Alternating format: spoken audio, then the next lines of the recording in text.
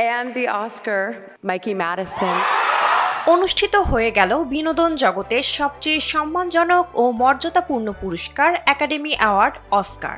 এবছর ৯৭তম একাডেমিক অ্যাওয়ার্ডে সবার নজর কেড়েছে মাত্র ২৫ বছর বয়সী মার্কিন অভিনেত্রী মাইকি ম্যাডিসন। এবার সেরা অভিনেত্রীর পুরস্কার উঠেছে তার হাতে।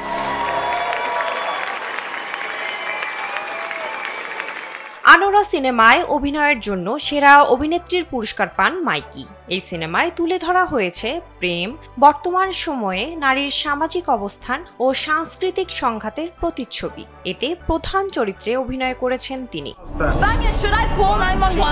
স্যান্ডেলিনা সো, রূপচর্চায় আভিজাত্য। শন বেকার পরিচালিত এই সিনেমার গল্পে দেখা যায় এক কুখ্যাত রাশিয়ান গ্যাংস্টারের ছেলে এক স্ট্রিপ ড্যান্সারের প্রেমে পড়েন, তারপর আবদ্ধ হন বিয়ের বন্ধনে, কিন্তু পরবর্তীতে সেই গ্যাংস্টার আর এই বিয়ে মেনে নেন না।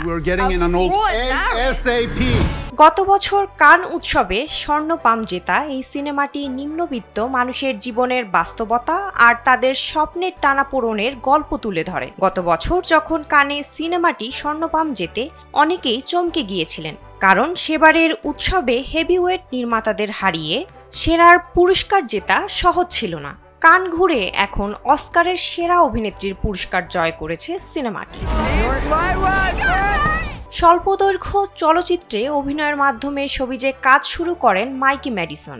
২০১৬ সালে FX এর কমেডি সিরিজ বেটার থিংসে এক কিশোরীর চরিত্রে অভিনয়ের মাধ্যমে পরিচিতি অর্জন করেন এই অভিনেত্রী। অন্যদিকে অস্কারে এবার সেরা অ্যানিমেশন ছবি হিসেবে in the shadow of cypress এবং ফিচার অ্যানিমেশন হিসেবে পুরস্কার পেয়েছে ফ্লো। সেরা মেকআপ এবং হেয়ার স্টাইল বিভাগে পুরস্কার জিতেছে গেল বছরের অন্যতম আলোচিত ছবি দ্য সাবস্ট্যান্স।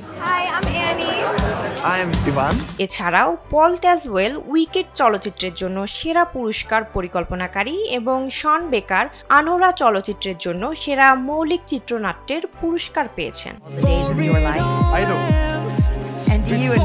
বিনোদন ডেস্ক, কালবেলা।